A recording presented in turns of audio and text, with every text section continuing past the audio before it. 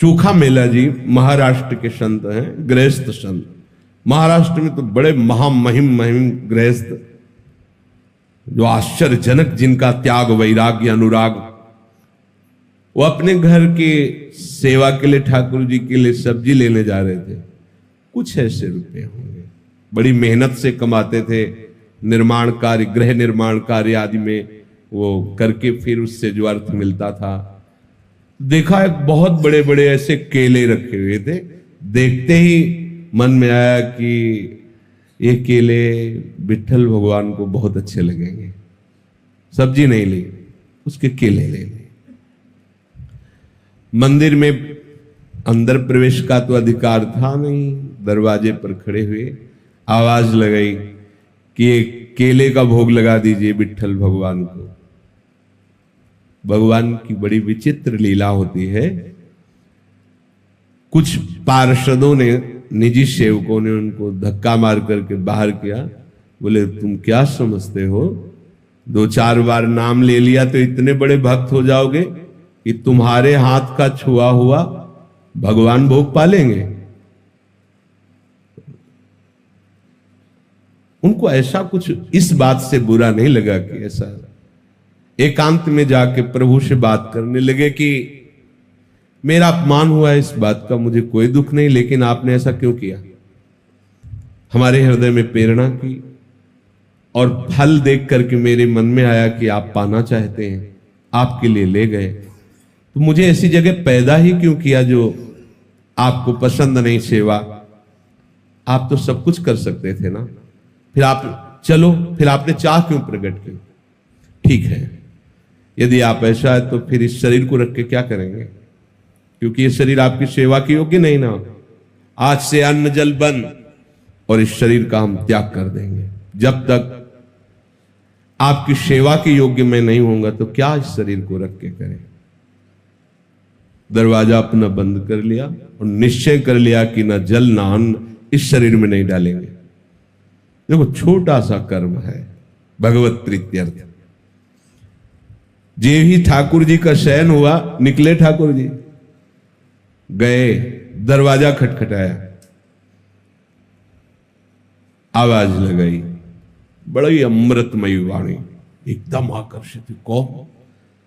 कहा चोखा मेला जी, बहुत भूख लगी है, खोलिए।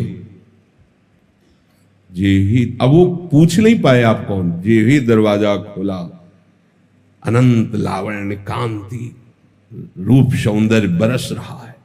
नव किशोर अवस्था ठाकुर जी, एकदम आह भर के रो पड़े, आनंद समुद्र प्रभु सामने। प्रभु ने कहा इस समय रोने धोने के टाइम में मुझे बहुत भूख लगी है। आसन जो भी जैसा था बिछा, विराज ना ना आसन तुम्हारी गोद में बैठे। प्रभु गोद, वो केला जो लाए थे ना, बोले हाँ प्रभु, तो अपमानित करके भगा दिए गए, तो ला के वैसे, बोले लाओ लाओ ना, गोद में ऐसे केला पवा है, देख लो। प्रभु को ये थोड़ी है, प्रभु तो सबके हैं ना। प्रभु ने पाया, बोले आज जो स्वाद मिल रहा है वहां मंदिर में भोग लगता है ना, ऐसा स्वाद हमें नहीं मिलता। रुक्मिणी जी को भी पता लगे कि मेरे प्रेमी जनों के द्वारा दी हुई वस्तु में कितना स्वाद है, तो 2 केले दे दीजिए। मांग के 2 केले प्रभु उनसे लेते और सब केले पाए और बोले तुम आनंदित रहो, मैं उन्हीं का होता हूं जो मेरे लिए है। मैं किसी जाति, कुल, साधना, अवस्था, तपस्या इसका नहीं होता हूं, इसका फल होता है, लेकिन जो केवल मेरे लिए है मैं उनका होता हूं। रुक्मिणी जी को पवाया, आंगन में छिलके फेंक दिए। अंदर से दरवाजा बंद मंदिर का।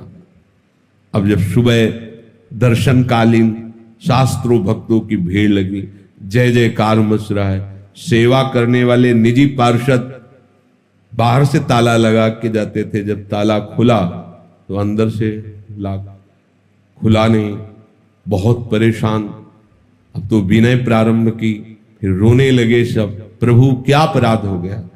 बोले जब ये दरवाजा तभी खुलेगा जब चोखा मेला जी को आप लाओगे और वो कहेंगे दरवाजा खोलो तो हम खोलेंगे।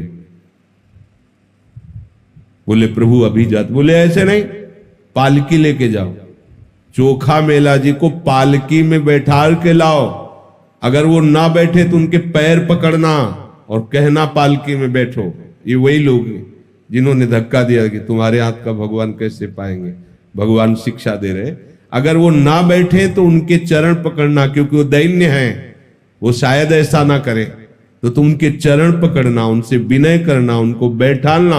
और जब वो पालकी में बैठ के आएंगे और यहां दरवाजे में कहेंगे खोलो प्रभु, तो हम खोलेंगे। नहीं नहीं, दरवाजा खुलेगा ही नहीं, अंदर से सब लाग। अब उनके तो प्रकट और आंतरिक दोनों जीवनाधार श्री विठ्ठल भगवान ही है। पालकी ली भागे भागे। आप सब आश्चर्यचकित हो रहे कि कल मंदिर के दरवाजे से जिन्हें धक्का दिया गया था, आज उन्हें पालकी में बैठा ले। वही पार्षद चोखा मेला जी तो साष्टांग लौट गए भगवान, मैं इस योग के कहा। तो वो फिर चरण पकड़ रहे कि अब आप छुपिए मत, सब जान गए कि आप किस कोटि के महान भक्त। आप जबरदस्ती उनको पालकी में बैठाया, जय जयकार करते हुए लाए। मंदिर में जब आए तो आंसू बहाते चोखा मेला जी, प्रभु बस करो बस करो, अब तो खोल दो। तत्काल दरवाजे खुल गए। ये देखो, एक छोटी सी सेवा चमत्कार प्रकट कर दिया। यदि हम आठों पहर प्रभु के लिए, तो कैसा जीवन होगा, विचार करके देखो आप।